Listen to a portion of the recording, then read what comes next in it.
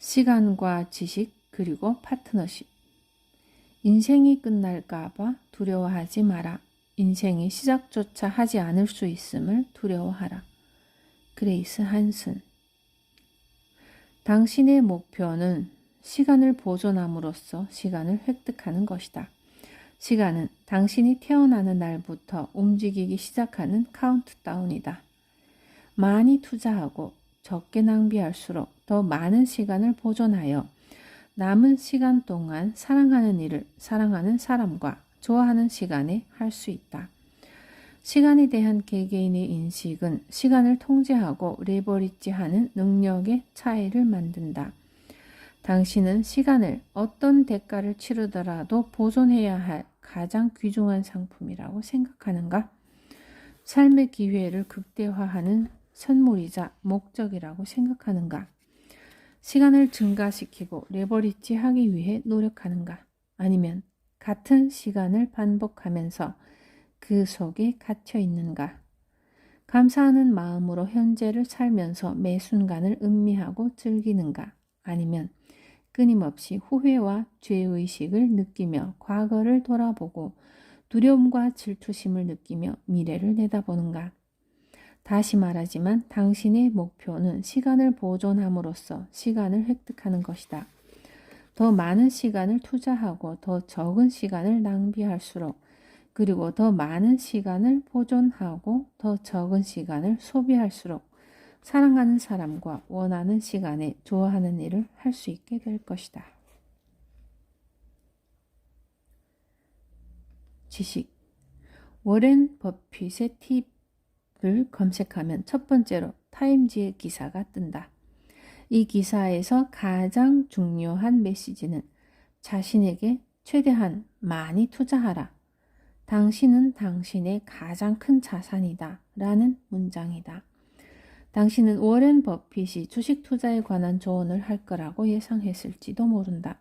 그러나 세계 최고 부자 중 한 명인 워렌 버핏은 자신에게 투자하는 것이 가장 중요하다고 말했다.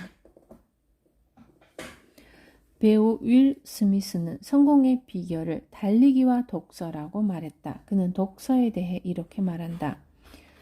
우리 모두를 앞서서 살았던 수많은 사람이 있다. 부모, 학교, 당신을 괴롭히는 사람들로부터 겪는 모든 문제는 전혀 새로운 것이 아니다. 누군가가 이미 겪었던 문제들이다. 책에 쓰여 있지 않은 문제는 없다. 부자들의 습관의 저자인 톰 콜리의 연구에 따르면 부자들은 일상적인 성공 습관은 다음과 같다고 한다. 부자들은 자신을 개발하는 방법에 관한 책을 열심히 읽는다. 그들은 자기 개발서, 전기, 성공한 사람들에 관한 책을 읽는다. 시간이 지날수록 가치가 떨어지는 자동차나 한순간 스트레스는 풀어주지만 카드 청구서가 날아오면 고통이 몇 배로 증가되는 상품에 돈을 소비하는 것은 어리석은 행동이다. 3년 이내에 가치의 90%가 감소하는 전자기기와 잔존 가치가 없고 큰 비용이 들어가는 중독성 약물을 구매하는 데는 돈을 쓰면서 지식을 쌓고 리스크를 줄이고 자신의 가치를 높이는 것에 투자하지 않는 건 더욱 어리석은 행동이다. 당신은 다음의 방법으로 자신에게 투자할 수 있다. 책을 읽거나 오디오 프로그램을 듣는다. 강좌나 워크숍, 세미나에 참석한다. 코치나 멘토를 활용한다. 현명한 사람들과 네트워크를 만든다. 전기나 다큐멘터리를 본다. 지적이고 사실에 입각한 책을 읽는다. 전문가들의 블로그, 웹사이트, SNS를 방문한다. 전문가들의 회의에 참석해서 질문하고 그들의 대답을 경청한다. 산업시대에는 육체 노동으로 가치를 창조했다. 그러나 노동과 가치의 교환 방식은 노동자에게 매우 불리했다. 수십 년 동안 힘들게 일하여 시간을 희생해도 삶의 통제력이나 안정을 확보하지 못한 채 초라하게 은퇴할 수밖에 없었다. 이제는 다르다. 모든 것이 진화했다. 육체 노동으로 이루어지던 많은 일이 기계, 드론, 자동화 시스템에 의해 이루어지고 있다. 공장 라인은 기계화되었고 육체 노동의 가치는 현저히 감소하고 지식 노동자들의 가치가 증가했다. 지식 노동자들의 주된 자본은 지식이다. 육체 노동자들보다 더 많은 돈과 자유를 얻는 그들은 자신의 일을 독립적으로 통제한다. 높은 급여를 받기 때문에 흔히 골드칼라라고 불린다. 이처럼 더 많이 배울수록 더 많은 돈을 번다는 법칙은 실제로 적용되고 있다. 레버리지의 시각으로 보면 어떤 분야에서 정상에 도달하여 파격적인 수준의 대우와 자유를 얻기 위해서는 시간을 투자해 지식을 쌓아야만 한다는 결론이 나온다. 나의 사랑하는 아내 제마가 첫 아이를 임신했을 때 나는 아이를 훌륭하게 키우는 방법에 대해 오랫동안 고민했다. 처음 아버지가 된 나는 내가 알고 있는 가장 훌륭한 아버지들과 자녀 교육에 관한 최고의 권위자들을 연구했다. 주변 사람들은 부모는 배운다고 되는 것이 아니라며 미리 준비할 수 있는 것이 아니라고 했다. 그러나 나는 그것이 터무니없는 주장이라고 생각한다. 누구나 자녀 교육에 대한 개인적인 철학을 가지고 있을 것이고 그 일이 쉽지 않다는 것을 알고 있을 것이다. 그러나 세상에는 아이를 훌륭하게 키워낸 사람들과 자녀의 행동을 오랫동안 관찰하고 연구한 사람이 많다. 그들로부터 충분히 배울 수 있다. 세상에 배우지 못할 것은 없다. 어떤 분야든 지식에 투자하라. 레버리지를 만드는 가장 확실한 연료는 지식이다. 성장과 발전은 지식에서 비롯된다. 당신이 되고 싶은 사람이 되기 위해 필요한 모든 것은 지식에서 나온다. 당신은 단지 그 지식을 배우기만 하면 된다. 당신은 최고의 자산이다. 자신에게 가장 높은 이자를 지불하라. 자신에게 현명하게 투자하라. 파트너십. 레버리지의 핵심 중 하나는 다른 사람의 기술을 활용하는 것이다. 학창시절을 생각해보라. 선생님들은 당연히 자신을 가르치는 과목을 당신보다 더 잘 이해한다. 부모님들은 당신을 어떻게든 학교에 보낸다. 자녀의 시간을 선생님에게 맡기는 것이 좋은 교육이라 동의하기 때문이다. 당신은 운전을 배울 때 자격증을 소지한 강사에게 교습을 받았을 것이다. 자랑스럽게 50m를 헤엄칠 수 있도록 수영을 가르쳐준 사람은 숙련된 수영 강사였을 것이다. 몸이 아플 때는 흰 가운을 입은 의사를 신뢰할 것이고, 그런데 왜 비즈니스를 할 때는 동일한 믿음을 갖지 않는 것일까? 왜 대부분의 사람이 스스로 해결하려는 것일까? 대체 왜 이상적인 삶을 살아갈 수 있도록 도와주는 코치, 트레이너, 멘토를 갖지 않는 것일까? 중요한 일을 할 때 안내와 도움이 없으면 어둠 속에서 길을 더듬어 찾다가 실수를 저지르게 된다. 부자들과 성공하는 사람들은 지속적으로 코치, 멘토, 네트워크에 많은 투자를 한다. 구글에서 빌 게이츠의 팁을 검색하면 부자가 되는 것에 관한 10가지 팁이 나오는데 그중 하나가 파트너십을 맺어라 이다. 다음은 그 글의 일부를 발췌한 것이다. 빌 게이츠는 최고의 자리에 있는 사람들, 자신을 들러리로 만드는 사람들과 파트너십을 맺는 것을 매우 좋아했다. 그는 그것을 굉장히 행복하게 여겼다. 그에게 기회를 열어주고 새로운 것을 가르쳐 줄 수 있는 사람들로부터 배울 수 있는 가능성 때문이다.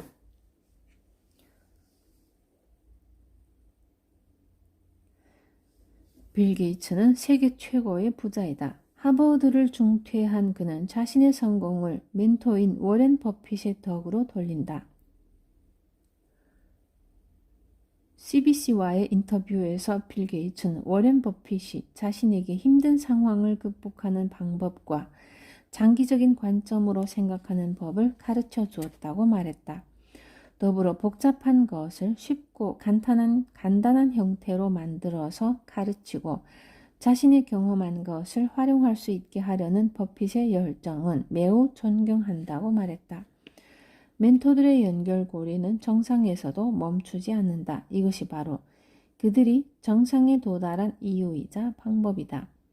워렌 버핏의 우상은 현명한 투자자를 쓴 벤자민 그레이엄이다. 이 책은 그의 투자 철학뿐 아니라 삶 전반을 변화시켰다. 버핏은 그레이엄이 교수로 재직하는 컬럼비아 비즈니스 스쿨로 무작정 찾아갔다. 그곳에서 그레이엄을 만났고 그레이엄은 버핏을 자신의 회사에 채용했다. 이 관계가 오늘날 버핏을 억만장자로 만드는데 지대한 영향을 끼쳤다.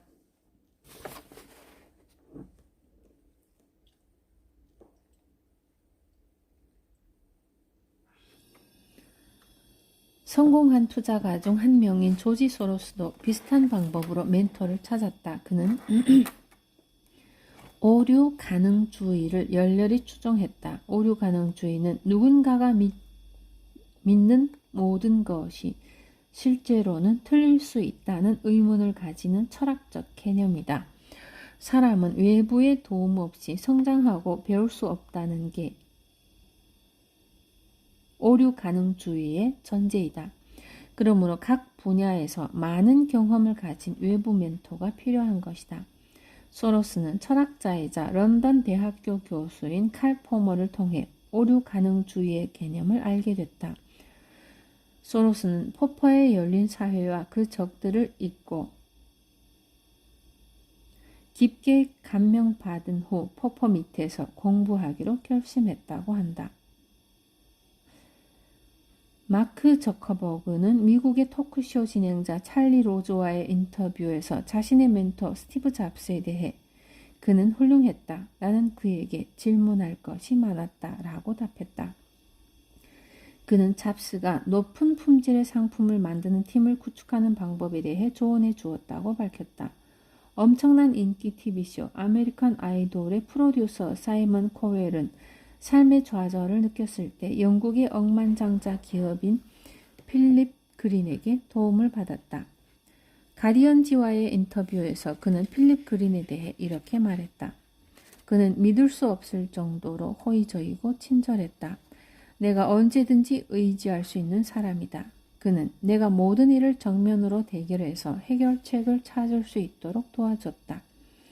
다국적 기업 버진 그룹의 회장 리처드 브랜슨은 이렇게 말했다. 처음에는 도움의 손길을 찾는 것이 좋은 방법이다. 나는 프레디 레이커 경의 멘토십이 없었다면 항공업계에서 성공할 수 없었을 것이다. 브랜슨은 훌륭한 멘토를 발견하기 원한다면 먼저 멘토로부터 무언가를 얻을 수 있다는 사실을 인정하라고 말한다. 이는 진지하게 받아들여야 할 중요한 조언이다. 멘토, 코치 등 숙련된 사람들의 확장된 네트워크를 활용하는 것은 논리적이고 현명한 결정이다. 그런데 왜 많은 사람이 이렇게 중요한 것에 투자하지 않는 걸까? 왜 그들은 이것을 투자가 아닌 비용이라고 생각하는 걸까? 여기에는 이유가 몇 가지 있다. 그들은 자신이 무엇을 모르고 있는지 모른다. 멘토가 무엇인지, 얼마나 큰 도움을 주는지 모른다. 나는 이 책이 멘토의 가치를 알리고 증명해 줄 수 있기를 바랄 뿐이다. 비용. 멘토를 고용하는 건 비싸다. 멘토가 그만한 보상을 준다고 생각지 않는다. 라고 말하는 사람이 많다. 하지만 생각해보라. 무료 멘토링은 아무런 가치가 없다. 오히려 비용이 싸다면 더 의심해야 한다. 지불한 만큼 얻을 수 있다. 비용이 아닌 투자라고 생각해야 한다. 세상에서 가장 부유하고 성공한 사람 대부분이 성공의 비결로 멘토를 꼽는다는 것을 기억하라. 두려움. 나는 잘 안 될 거야 라고 생각한다면 정말 멘토가 필요하다.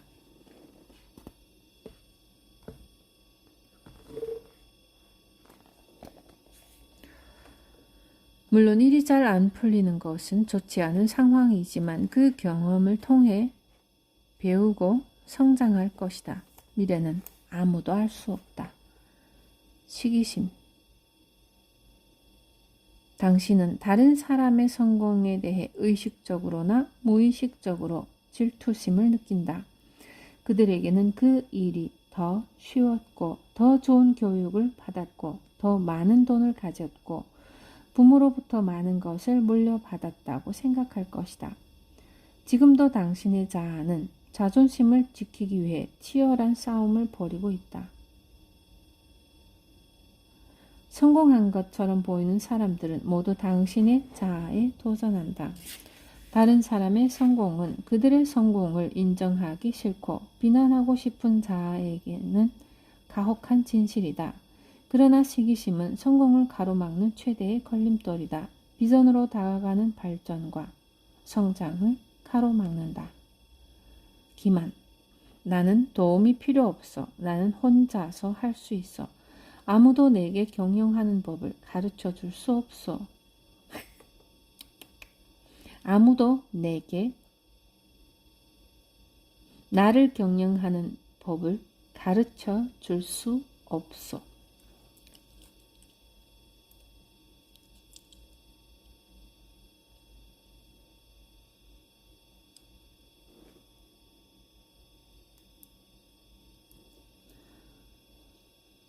라고 생각할 수 있다. 그러나 이는 기만이다. 사람은 실수를 하고 그 실수로부터 배운다.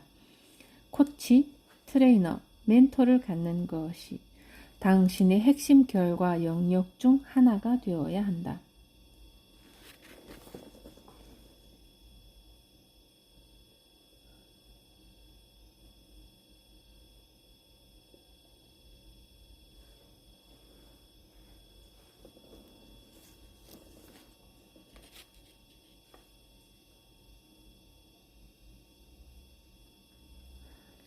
수십 년의 경험을 가진 전문가들과 폭넓은 네트워크를 형성하는 것은 당신의 비전을 성취하는 노력과 시간을 단축하는 레버리지다.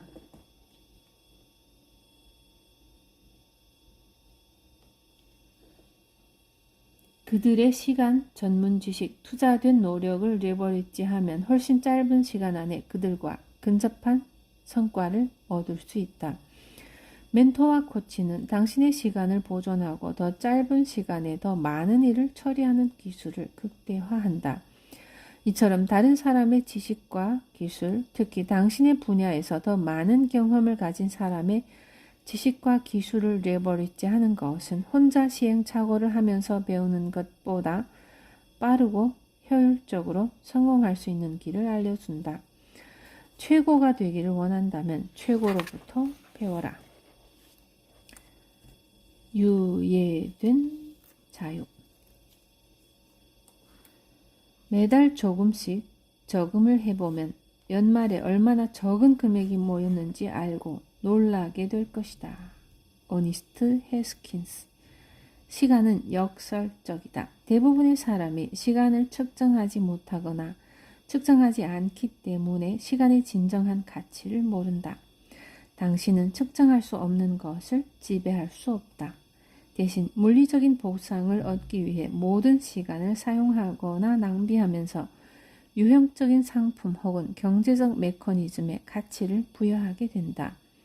열심히 일해서 간신히 생계를 유지하고 청구된 돈을 지불할 액수의 급여와 당신의 시간을 교환하고 초과 근무까지 하면서 자유를 희생하고 죽음에 가까운 나이가 되었을 때 시간을 얻는 것이 사회가 우리에게 원하고 강요하는 방식이다. 그러나 정작 당신이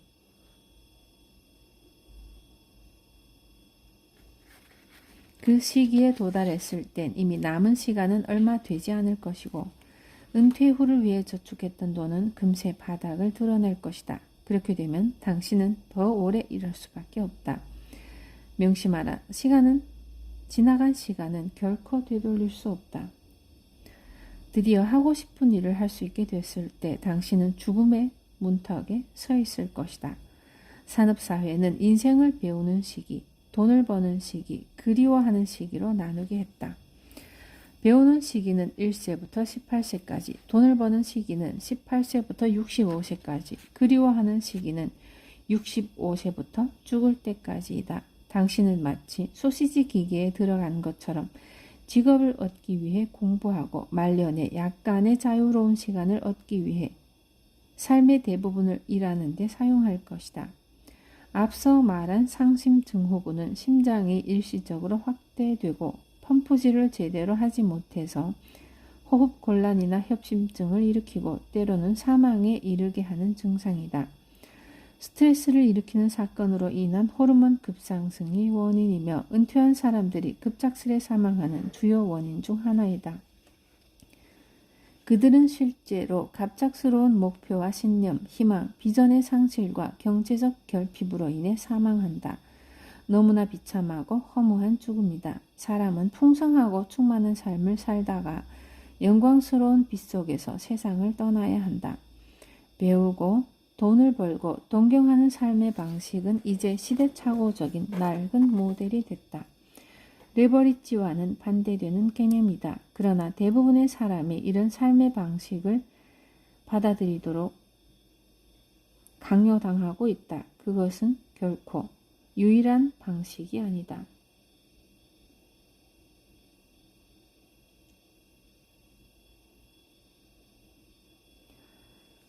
당신은 시간을 관리할 수 없다. 시간을 관리하겠다는 건 어리석은 생각이다. 우리의 삶에서 가장 잘못 이해되고 있는 개념 중 하나이다. 시간을 관리하려고 할수록 당신은 점점 더 시간의 노예가 될 것이다. 마치 생각하고 있는 것을 생각하지 않으려고 애쓸수록 더 강하게 생각하게 되는 것과 같다. 시간은 누군가를 위해 정지하지 않는다. 당신은 어떤 방식으로도 시간을 통제할 수 없다. 시간은 계속 흘러간다. 시간은 당신을 신경 쓰지 않는다. 시간은 당신을 자기가 가는 곳으로 끌고 간다. 그런데 왜 시간 관리에 대한 책과 안내자가 이토록 많은 것일까? 그것은 모든 사람이 시간을 절약하는 지름길을 추구하기 때문이다. 나에게 처음으로 시간 관리가 무엇인지 가르쳐준 사람은 세계적인 리더 중 한 사람인 브라이언 트레이시다. 당신은 시간을 관리하는 것이 아니라 자신의 삶과 결정과 행동과 감정을 관리해야 한다. 우리에게는 위대한 일을 할 수 있는 충분한 시간이 주어져 있다. 누군가는 달에 착륙하고 모든 가정에 PC를 설치하고 소아마비를 박멸하고 백만장자가 되고 세계 최고의 보디빌더, 최고의 출연료를 받는 배우, 주지사가 되었다면 당신도 그렇게 할 수 있다. 빌 게이츠와 아놀드 슈왈제네거도 당신과 똑같이 1시간에 60분, 하루에 24시간, 일주일에 7일, 1년에 52주를 가지고 있다. 그러므로 뛰어난 사람과 평범한 사람의 차이는 얼마나 많은 시간을 가지고 있는가에 달린 것이 아니라 그 시간을 어떻게 선택하고 사용하고 투자하는가에 달린 것이다. 당신이 중요한 일을 하지 않거나 삶을 제대로 관리하지 못한다면, 다른 사람을 위해 일하느라 분주하다면, 남을 부자로 만들어주면서 자신은 행복한 가정생활을 하지 못한다면, 그래서 혼란과 좌절감과 무력감을 느낀다면 우선순위를 효율적으로 관리하지 못하고 있다는 얘기이다. 그것은 모두 당신이 자초한 것이다. 당신이 그렇게 되도록 자신의 시간을 허용했고 시간의 변화를 만들어내지 못하게 막았다. 일과를 끝내고 자신에게 내가 정말 의미 있는 일을 했는가? 라고 물었을 때 아니다 라는 답이 나온다면 당신은 인류에게 주어진 가장 큰 선물이자 가장 귀중한 자원인 시간을 낭비한 것이다. 시간은 천천히 소멸하면서 우리를 지나치는 가장 귀중한 자원이다. 시간은 투자되거나 낭비된다. 중간은 없다. 시간은 당신의 통화이고 자산이고 가치이다. 당신은 삶을 관리하고 시간을 투자함으로써 미래를 만들어 나갈 수 있다. 당신에게 주어진 시간은 모든 사람이 가지고 있는 시간과 동일하다. 우리는 시간을 현금으로 바꿀 수 있다. 시간의 관리로 표현되는 삶의 관리는 당신의 성과와 이익을 최대화하기 위해 자본과 아이디어와 정보와 시스템과 같은 자산들을 레버리지하고 시간을 최대한 적게 소진하여 최고의 가치에 최대한 투자하는 것을 의미한다. 당신은 시간에게 속임수를 쓸 수 있다. 이것은 아웃소싱이나 레버리지를 통해 더 짧은 시간에 더 많은 일을 처리하는 것을 의미한다. 그저 더 열심히 더 오래 일하라는 것이 아니다. 시간을 자산과 통화의 개념으로 이해함으로써 시간을 속이는 것이다. 우선순위와 후순위를 철저하게 지키는 방식으로 가장 높은 가치나 가장 높은 소득을 창출하는 업무에 집중하고 그 외의 일은 위임하거나 연기하는 방식으로 시간을 속일 수 있다. 이제부터 최고의 생산성을 위해 시간을 절약하고 레버리지하는 전술을 알려줄 것이다. 당신은 이제 자신이 원하는 것에 대해 직관적이고 자발적인 이해를 얻게 될 것이다. 당신의 시간을 다른 사람의 긴급한 요구에 낭비하지 않고 효율적으로 투자하는 방법을 깨닫게 될 것이다. 낭비된 시간, 소비된 시간, 투자된 시간. 쓸데없는 일에 까먹는 시간은 모두 낭비된 시간이다. 당신은 한 번쯤 그 시간은 절대 되돌릴 수 없을 거야 라고 생각한 적이 있을 것이다. 누구나 그런 경험이 있다. 문제는 우리 모두 낭비에 중독되기 쉽다는 것이다. 시간을 무의미하게 소모시키는 일들을 피하라. 다이어트를 할 때 탄수화물이나 MSG를 빼버리는 것처럼 낭비를 철저히 배제하라. 소비된 시간은 경제적인 측면이나 정서적인 측면에서 지속적인 이익을 창출하지 못하는 시간이다. 시급으로 일하는 것, 기계적인 업무를 수행하는 것, 시간을 돈과 교환하는 것이 소비된 시간이다. 당신은 잃어버린 그 시간을 절대로 되돌릴 수 없다. 소비된 시간으로는 지속적인 가치나 이익을 얻을 수 없다. 성공하지 못하는 사람들은 대부분의 시간을 소비해버린다. 시간 대비 낮은 급여를 받는 것도 시간을 소비하는 것이지만 급여가 높아도 타인에 의해 부과되고 당신에게 별 가치가 없는 일에 시간을 소비했다면 의미가 없기는 마찬가지이다. 투자된 시간은 업무가 완료된 이후에도 오랫동안 수익을 올리거나 레버리지 효과를 제공하는 시간이다. 지속적이고 반복적인 이익을 창출한다. 부동산이 대표적이며 지식을 쌓는 것도 마찬가지다. 당신에게 더 좋은 결과를 가져다 주는 새로운 지식은 남은 삶을 레버리지 할 수 있게 만든다. 즉 이익을 가져다 주지는 않지만 오랫동안 소득을 발생시키며 미래의 이익을 보장해주는 투자이기 때문에 비즈니스에서 가장 높은 가치를 갖는다. 아웃소싱, 네트워킹, 트레이닝, 시스템, 멘토 모두 투자된 시간이다. 세 가지 영역 중에서 어느 영역에 시간을 사용하고 있는지 점검해보라. 시간을 낭비하지 말고 더 적게 소비하고 더 많이 투자하라. 지속적인 소득은 투자된 시간에서 발생한다. 배당금은 투자된 시간에서 발생하고 급여는 소비된 시간에서 발생한다. 시간을 투자해서 얻을 수 있는 수익 모델이 있다면 당장은 소득이 없어도 견뎌라. 곧 돈이 당신을 위해 일할 테니까.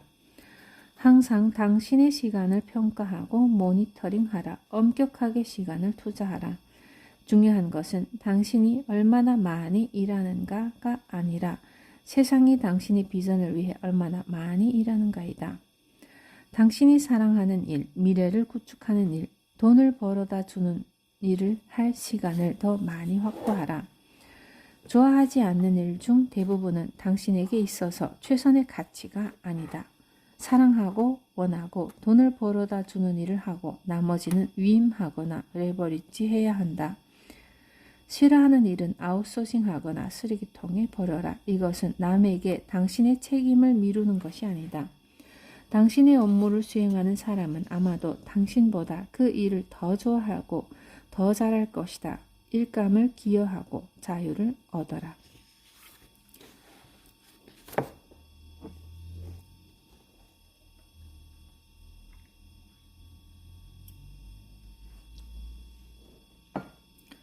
시간, 기회, 비용. 시간 기회비용은 당신이 현재 하고 있는 업무나 소비된 시간의 비용을 의미한다. 대부분의 사람은 시간 기회비용을 인지하지 못한다. 자신이 하고 있는 일의 이익과 손실만 보고 자신이 하고 있지 않은 일, 대신할 수 있는 일의 이익과 손실은 보려고 하지 않기 때문이다.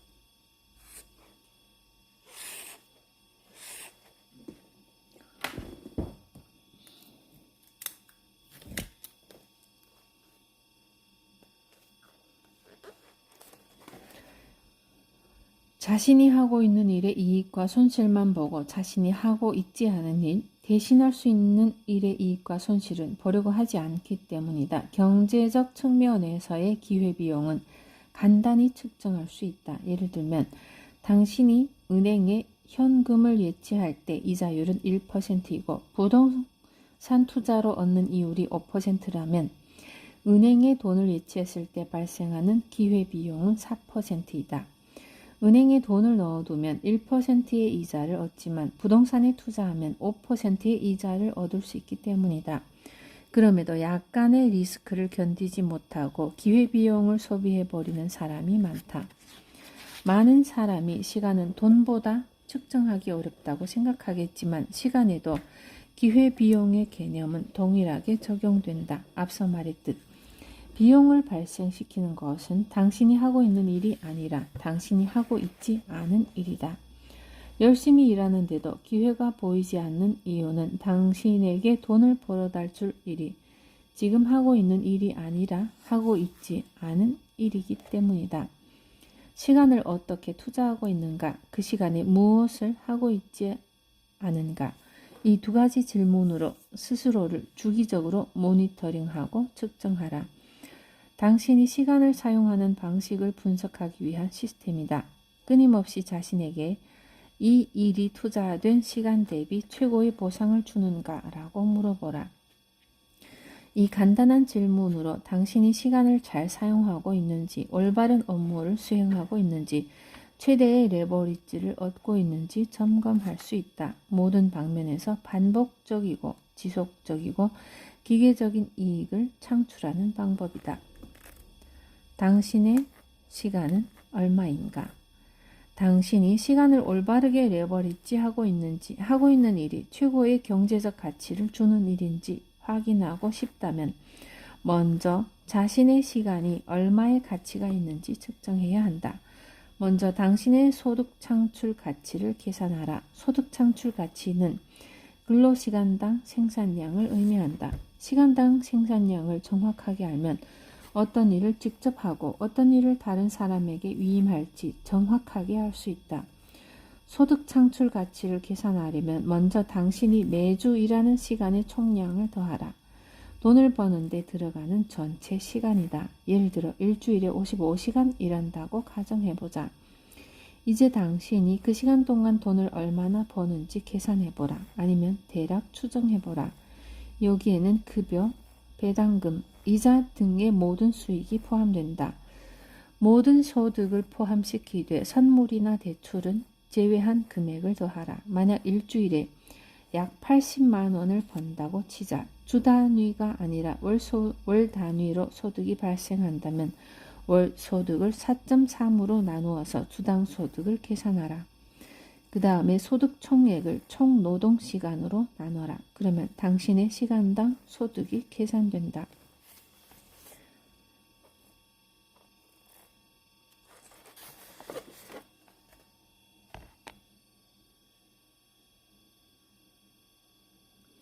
IGV 이꼬르 80만원 나누기 55시간 이꼬르 시간당 약 14,500원. 이제 당신은 14,500원을 초과하여 벌 수 있는 일을 직접 해야 한다. 그 일이 당신의 레버리지 목록에서 할 일에 포함된다. 이 일은 당신이 직접 한다고 해도 소득 창출 가치가 감소하지 않는다. 반대로 14,500원 미만의 금액을 지불하고 위임할 수 있는 일은 모두 위임해야 한다.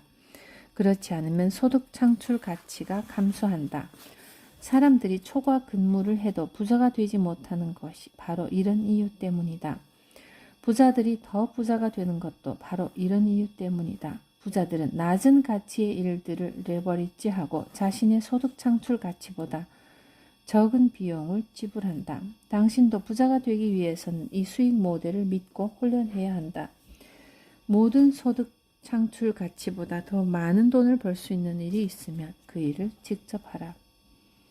그보다 훨씬 더 중요한 것은 소득 창출 가치보다 낮은 수익을 가져오는 또는 그럴 가능성이 있는 일을 모두 레버리지 하는 것이다. 아웃소싱 웹사이트를 통하거나 직접 거래하여 임금을 지불하는 방식으로 업무를 위탁하라. 그렇게 하지 않으면 당신은 더 곤란해질 것이고 당신이 벌 수 있는 것보다 더 많은 돈을 잃게 될 것이다. 레버리지 시스템을 믿어라. 적어도 지금보다는 빨리 경제적 자유를 얻을 수 있다. 레버리지 일지. 당신은 효율적인 분배를 위해 레버리지 일지를 작성해야 한다. 어려울 것 없다. 하루 동안 한 일을 시간 단위로 간단히 기록하면 된다. 낭비한 시간이나 산만하게 보낸 시간을 솔직하게 기록하고 소득을 창출한 업무 기록 옆에 소득 창출 업무라고 적어라. 그 다음 2주 간격으로 당신의 시간 중 몇 %가 소득 창출 업무에 사용되었는지 계산하라. 전체 시간 중 수익과 성과를 만드는 데 사용되는 시간은 겨우 몇 시간이라는 사실에 놀랄 것이다. 또한 엄청나게 많은 시간이 경제적 이익을 발생시키지 못하는 일에 낭비되고 있다는 사실에도 놀랄 것이다. 이처럼 어떤 일에 시간이 낭비되고 있는지 파악하면 소득 창출 업무를 중심으로 실행하고 다른 업무는 위임하거나 폐지함으로써 최소의 낭비로 최대의 경제적 이득을 취하는 레버리지를 얻을 수 있다. 증명된 모델과 시스템을 사용하면 삶의 모든 생산적인 것들, 특히 여유 시간과 수입 능력을 극대화할 수 있다. 그러기 위해서는 치러야 할 대가가 있다. 바로 훈련이다. 다행히 명확한 비전이 있고 자신만의 가치를 실천하고 있다면 훈련은 필요하지 않다. 나는 확실한 레버리지 모델을 통해 7개의 사업에 성공했다. 현재는 거의 일을 하지 않는다. 사무실에 있는 시간은 하루에 2시간도 채 되지 않지만 회사는 99% 자율적으로 움직인다. 나는 아들과 매일 골프를 치고 딸을 돌보며 시간을 보낸다. 아들이 세계 골프 선수권 대회에 참가할 수 있도록 1년 중 3개월을 모나코, 플로리다, 두바이에서 보낸다. 비용은 모두 부동산에서 나오는 소득으로 충당한다. 자유는 내게 가장 높은 가치이고 레버리지 시스템은 내게 자유를 선물해 줬다. 큰 행운이라고 생각하고 진심으로 감사한다. 권위에 대한 심한 거부 반응이 있던 내가 아직까지 회사에서 일했다면 아마도 이 책의 서두에서 언급했던 법처럼 해고당했을 것이다. 나 역시 처음에는 레버리지하는 삶과 거리가 먼 사람이었다. 열심히 일하는 것이 미덕이라고 생각했다. 내 아버지도 같은 믿음을 가지고 열심히 오랜 시간 일해서 착실하게 가정을 꾸려온 분이다. 학교에 다닐 때는 열심히 공부해서 좋은 성적을 얻었고 아버지가 운영하던 술집에서 바쁘게 일했다. 그러나 그런 노력으로는 돈을 벌 수 없었고 자유로운 시간을 얻을 수 없었다. 겨우 최저 수준의 소득을 유지할 뿐이었다. 나를 발전하지 못하게 한 것은 사회적 편견과 레버리지에 대한 무지였다. 그러나 당신은 아니다. 당신은 다른 길을 선택할 수 있다. 레버리지는 누구나 얼마든지 실행할 수 있는 시스템이다. 주기적으로 은퇴하는 삶. 레버리지 라이프는 배우는 시기에도 돈을 벌 수 있다는 것을 의미한다. 당신은 4살인 자녀에게 비즈니스와 돈에 대해 가르칠 수 있다.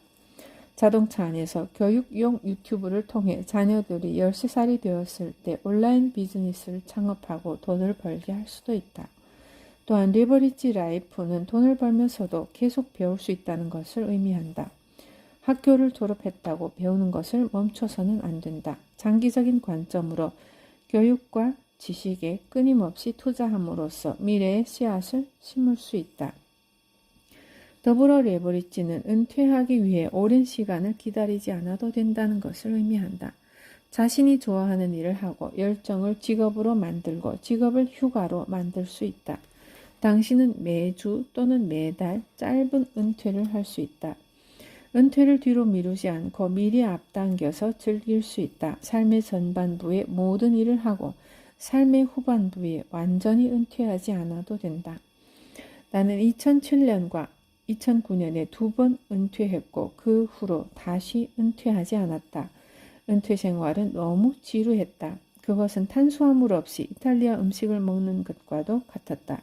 한 달이 지나자 목표가 필요했다. 나는 천천히 시들어가는 과정을 다시 반복하고 싶지 않았다. 내가 은퇴에 대해 잘못된 정의를 내렸다는 것을 깨달았고 나는 사회가 정의하는 방식으로 은퇴를 생각했으며 은퇴를 삶을 통제하는 하나의 방식으로 이해하지 못했던 것이다. 우리는 이제 세계 어느 곳에서나 휴가를 즐기면서 원격으로 일을 할 수 있다. 비즈니스와 여가, 사교 생활을 통합할 수도 있다.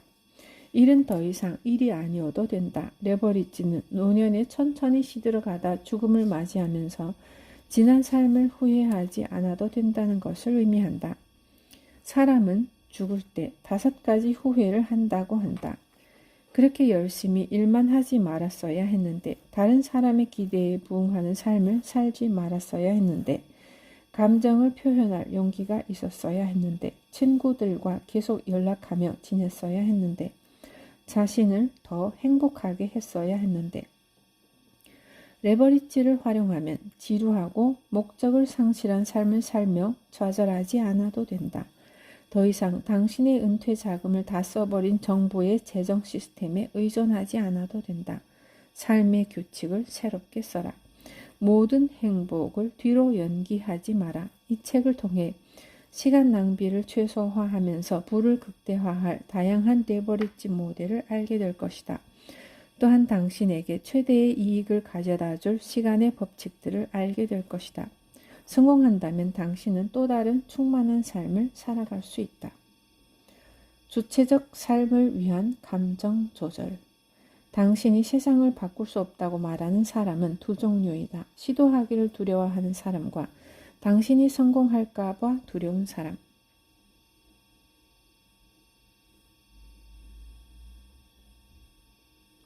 레이 코프스.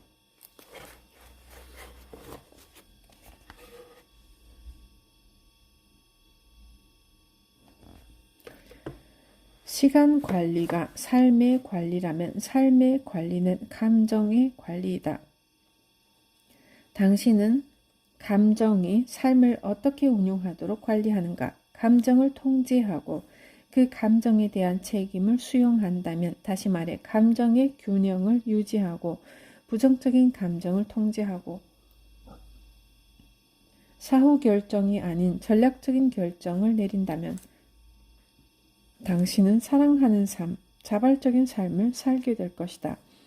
감정을 정복한다는 것은 고통과 부정적인 감정과 약점을 전혀 느끼지 않는 기계가 되는 게 아니다. 자기 자신을 알고 자신이 언제 어떻게 느낄 것인가를 예측할 수 있는 환경과 시스템을 구축하는 것이다.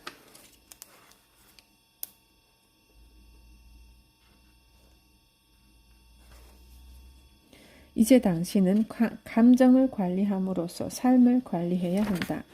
나는 감정을 오용, 관리, 정복이라는 3단계로 나누고 이를 감정의 3M이라 부른다. 1단계는 오용. 미세스. 감정의 오용은 감정을 통제하는 것이 아니라 감정에 의해 통제되는 것을 의미한다. 어떤 일을 하고 나중에 후회한 적이 있는가? 어떤 상황에 대해 그릇된 반응을 하고 침착한 상태에서는 하지 않았을 방식으로 다른 사람에게 반응한 적이 있는가? 물론 당신은 그런 경험이 있을 것이다.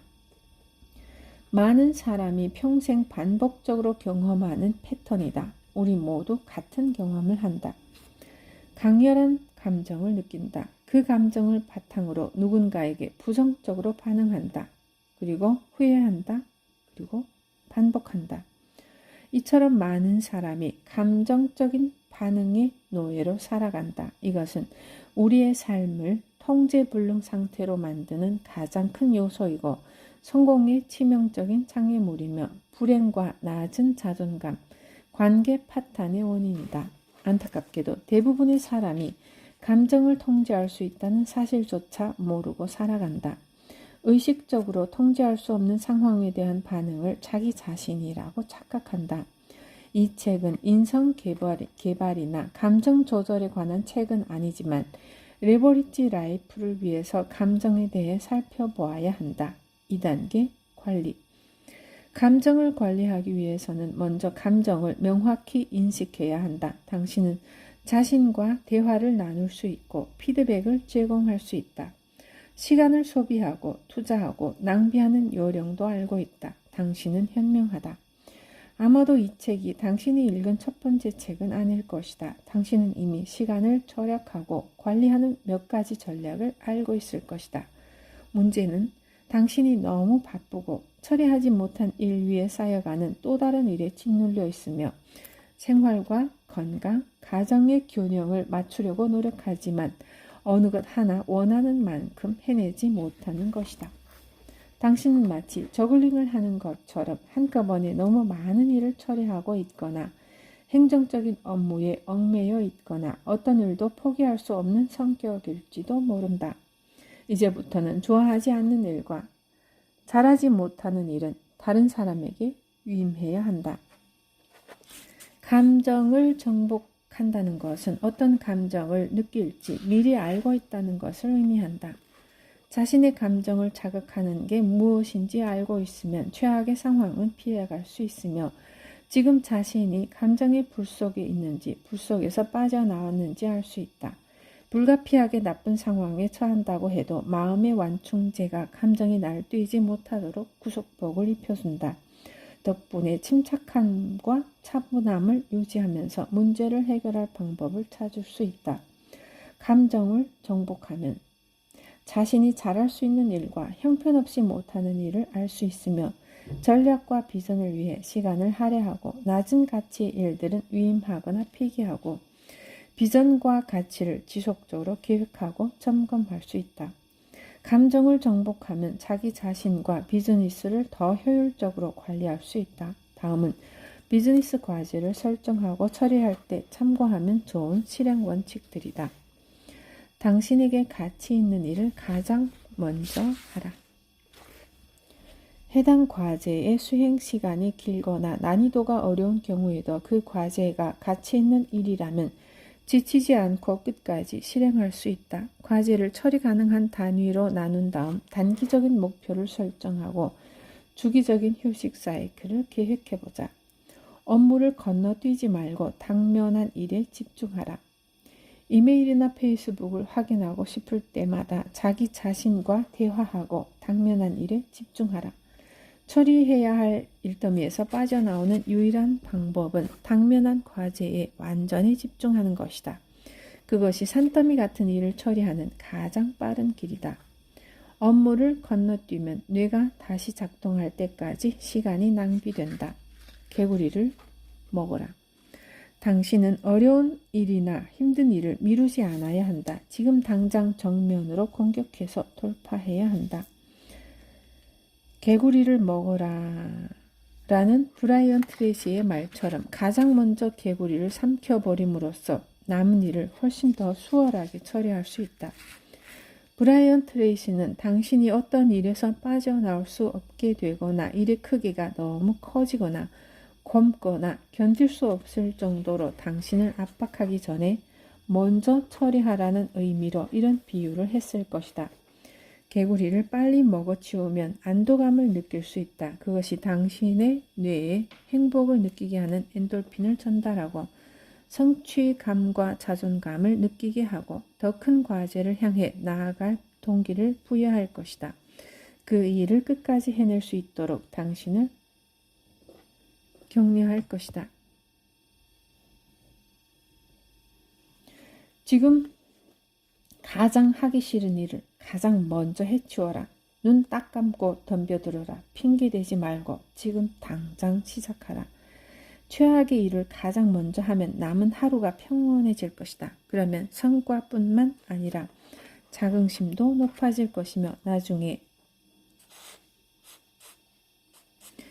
그 일을 더 쉽게 할 수 있도록 단련될 것이다.